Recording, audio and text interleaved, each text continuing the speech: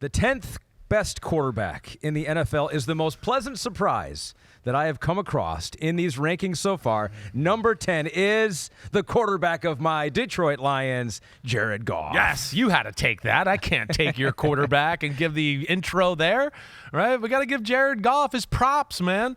Jared Goff, first off, has made one of the greatest turnarounds I've ever seen in NFL history. That's what I would say. It's rare where you go from system guy, I need to be massaged, I need to be helped, I need the scheme to help me, to, wait, I've fixed that issue and now I'm aggressive and throw the ball all over and the offense is scary because I'm scary. I make big throws that change the game. I mean, that's you don't see that happen in football a lot. You really don't. And I give him a lot of credit for battling through a tough part of his career and making a big transition in his play, right? And again, sometimes that's what pressure does, getting backed in a corner and being like, oh no, if I don't change, I'm in trouble, right? I think Brady went through that in Tampa Bay. I do.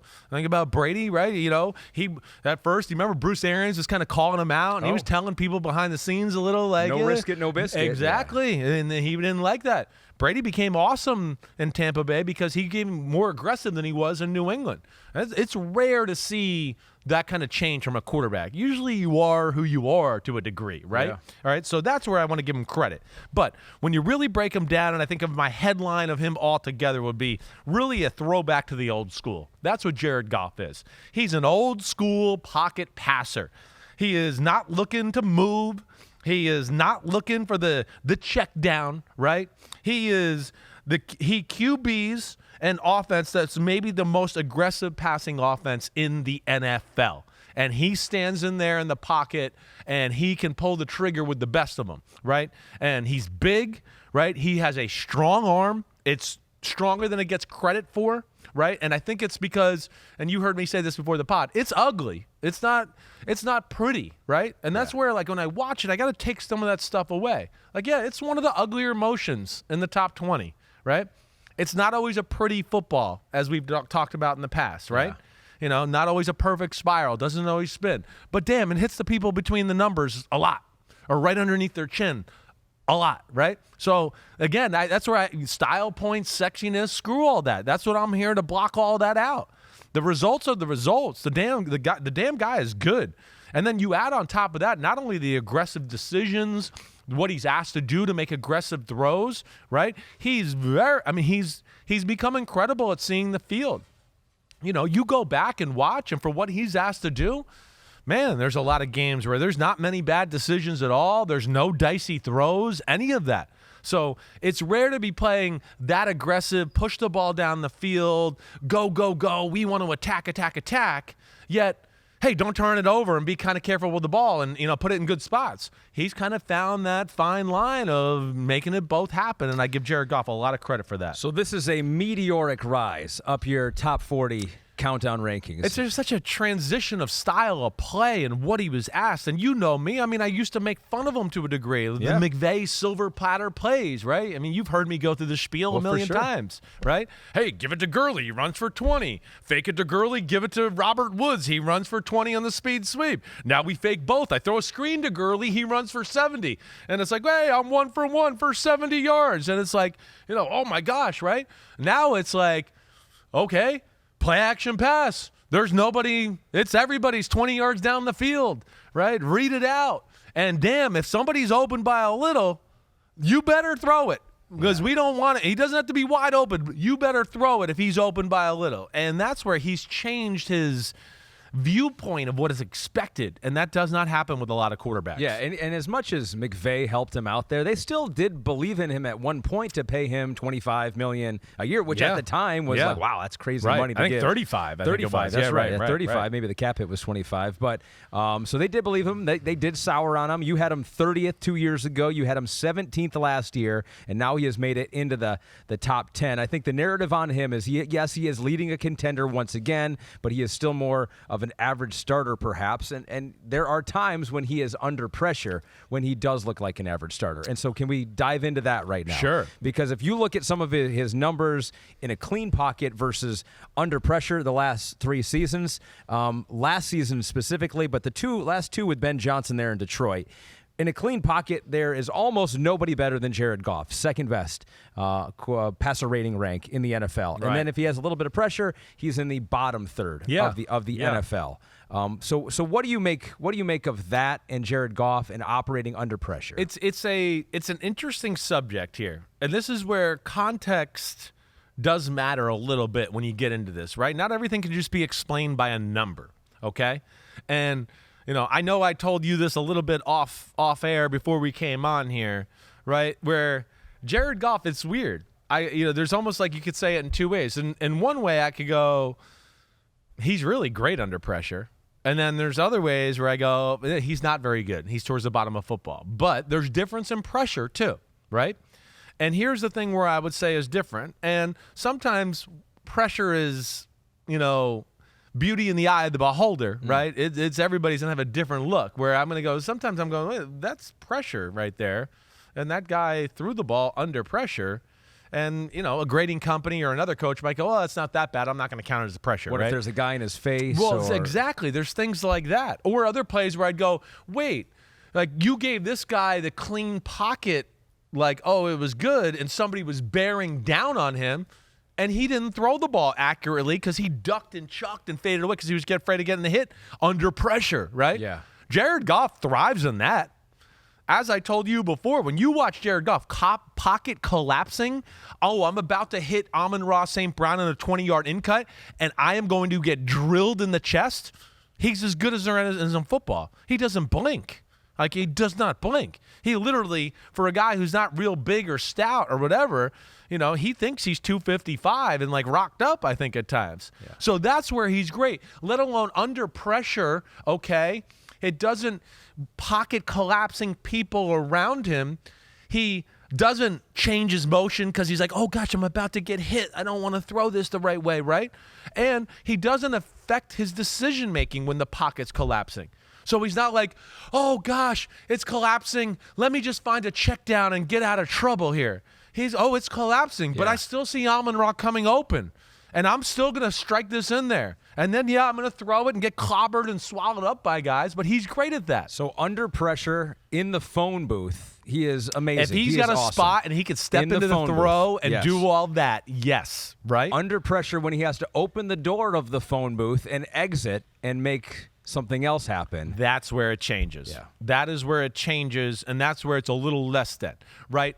And it's clean as day. I mean, when he has to move just a little, okay, hey, I'm going to throw the 20-yard in-cut, right? And he wants to stand there, and like I said, if he can stand there with people all around him about to get hit, he'll throw it on the money. But now it's, wait, Nick Bosa just flew by you, and now you have to sidestep, right? And then reset the feet and throw it real fast? No, forget about it. The ball's going to go, it could go anywhere. That's where he does not thrive, right? Oh, I'm getting pressure, he's a righty, from the right side. Let me float to the left and then throw a ball as I'm floating, right? That's not his strong point. That's not where he's, making his money right now in the NFL, right? So there's difference there. I can show you a lot of damn good plays where he throws the ball perfectly, and I go, if that's not pressure, then I don't know what the is, okay? Right? But yes, there are plays, like even taking it to the divisional playoff game, the 4th and 2 play that we and I argued about, and you were so rude to me on my own podcast about it, all that, right? That was kind of like that too, remember? Yeah. He kind of had a sidestep and then come back and throw the curl to the left, and he lost control of it a little bit, and it made it like a little bit more of a difficult catch than it could have been, right? And that's what I'm talking about. But damn, there's still a lot more good than bad when it comes to all that stuff. It's almost, and this is why football is so fascinating, is because how do you separate all these different things? He's now playing in a perfect situation for him because he might be playing behind the best offensive line in the National Football League, which you can't, disparage him for. It's just like he's operating in that system. And that's why you try to take everything out, like these quarterbacks out of the context that they're currently in. Yes. But the fact of the matter is that he has been able to show his best traits behind an offensive line that gave him the ability to show those best traits, and we've got to see it these past like if couple we of were years. coaching the team and following the rules of what our quarterback rankings here and all that, and it's like, okay, wait, we got to our first 9 guys got hurt. We got Jared Goff now. Yeah. We'd go and like, hey, some of the movement stuff, we're not going to do that on the offensive game plan anymore. Forget sprint outs. That's not going to be a great thing. Yeah. Boots, okay. No, we don't want to do that. Hey, how about let's think about keeping the tight end in the block a little bit more. Let's keep them the back end a little bit more every now and then. That you would change your offense that way a little bit, right? That's all it is. It's just a little like, hey, different approach with this guy. And that's what I'm trying to, flush out of here. But yeah, I mean, it's a sneaky, powerful arm. It really is. I mean, it is. And he can throw 20-yard out routes, deep crossing routes, and he can throw them with great pace on the ball. Well, and the fact that not many of them are perfect spirals indicates that he has even a stronger arm than I had thought, because it's harder to get it there when you don't throw that tight spiral. Exactly. It is, right. I mean, and then sometimes I think that's what's his problem in the elements when he gets in a windy day, because the spiral helps cut through the wind, right? And when you don't throw a spiral, the ball can hang up in the air a little bit, and that's where, again, he can improve on that stuff. I do wish he would shorten down his motion. He's got one of the more baseball-ish motions in football, right? You know how the other week we were talking about, hey, quarterbacks are gripping the ball a certain way because it locks their wrist in there. Oh, yeah. He's one of the more floppier wrist guys in football when it comes to throwing it that way, right? But, as I said, the release is ugly, right? And out of the top 10 guys, like his release and throws are probably the ugliest, period. But it doesn't mean the results aren't. And for as aggressive as he is, like I told you earlier, he sees the field really well, and he's a really good, quick decision maker, right? He's got a good fine line of like, wait, this is about to pop open. I'm going to sit here for a half a second and throw it in here to, this ain't going to come open here. Let me move on to the next guy. And so he's still trying to be aggressive. He never moves on where I go, oh, that was too quickly, other than maybe he's still getting used to Jameson Williams, who we were waxing poetically about, because I just said, man, I went back and watching film in the end of the year, and Jameson, like, he's about to break out. There's a few plays there where it's like, he probably went on Monday and was like, man, that guy's fast. I need to throw that one there, and that'll happen this year. But, he plays big. We talked about people around him under the pressure, right? One of the best at not blinking when about to get hit as we hit. He can throw off his back foot and still put power on the football, right? So even though he's not great when he has to move or shuffle or run, right? But people in your face and, oh, wait, I can't step into it all the way, right? He's a big enough, long enough arms that he can still make the 20-yard out throw by hanging on his back foot and doing that and getting enough on it, right? I really like that. I respect him because he's not a rah-rah guy, right? He has no ego. It's workman-like attitude that has endeared him to his teammates and Detroit. Mm-hmm. And that's part of his...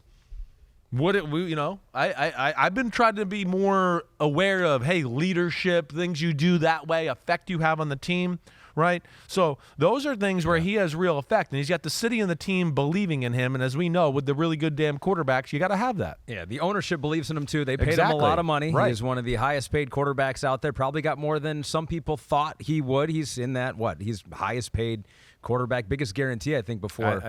Until Justin Jefferson got a bigger guarantee, I think. I don't know. I think he still had a bigger guarantee than Justin Jefferson. Signing bonus was a bigger one, yeah. But the biggest guarantee, and so they're paying him, which maybe puts a little bit more pressure on him. Now you're not the underdog story anymore that got discarded away, so we'll see how that goes. But one quick thing that you did mention is playing outside. He does have some of the smaller hands in the NFL right now. Has been a weakness for him, so his numbers indoor versus his numbers outdoor, including the playoffs, are it's a wide variance there. I mean, he definitely plays better indoor in good weather. Here's the good thing, though. Yeah. This season, I know they have insane. 3 outdoor games this season. Right. Week 9 at Green Bay, so maybe it's not so cold yet. Yep. Week 16 at Chicago, that's disaster. Week 17 at San Francisco, going to be great weather there. But just 3 outdoor games. That's incredible. Yeah, I think I saw something like 11 out of the first 12 games are indoors or something like that. That's great for him. It is. It's definitely something that you wonder about or worry about a little bit with him. And again, he's a guy that he can make every throw and then some on the football field. But yeah, the elements, whether it's been in Chicago and all that, have not always been his best games. That's for sure, right? And I think, a little bit of the longer, slower release that we've talked about, right? Yep. No arm angles, right? He's not a big sidearm guy, or not going to do a lot of that, so you're not going to see that. Those are some of the negatives there, right? And then we talked about, the hopping around, the moving around. When you do that, his worst games last year all had that in common. They all had that in common. Like, pretty much for the most part, the team, got Ben Johnson a little bit, fooled them on a few blitzes, right? And that's where I think when you play the Lions, that's something you have to do. I think you have to almost take some, uncustomary blitzes on them a little bit to make him move and do some of that, because the O-line is so good and they're so well coached and all that. You got to take some chances, right? If you can get him to move early, right? Yes, if the pressure exactly gets right. there early enough, it creates problems. It creates problems. But yeah, at the end of the day, right, those were his worst games, but man, he fits a lot more balls into tight windows and makes more big throws than you realize. It really is, and that's the one thing where it just kind of pops off the screen the more and more you watch him. I am realizing it more and more. I am probably going to pick my Detroit Lions to win the Super Bowl this year. I really feel like it's all coming together offensively, defensively. I wouldn't have said that last year. I don't want to jinx it. I don't want to jinx it. I wouldn't have said it last year either. I would have been still in a little bit of the, I got to see it to believe it. Can they really go that far? Is the culture there? Can Dan Campbell really turn this around this quickly to that, extent? And, by all due accounts, they, as we've discussed, and we won't get into it, they had a great chance to be in the Super Bowl. But, yeah, you're not crazy this year. And I might even think about it this year, and for sure. will say, I'm completely biased. Yeah. So, take it with a grain of salt, Just too. a little bit. Number 10, your 10th best quarterback in the NFL this year, according to Chris Simms, is my Jared Goff. Yo, what's up? Thanks for watching, homies. You know it's the off-season, but there's no off-season with Chris Simms Unbuttoned. It's the NFL. It goes all year around, all right? So hit subscribe, please, to hear my thoughts on your favorite team, your favorite quarterback, and, hey, how this season might unfold as we get ready for the 2024 season. We got a better picture, clearer look now that the draft is over, free agency. We know who's playing quarterback for certain teams. So, again, thanks for watching, and remember to subscribe. Peace out, homies. Check you out soon.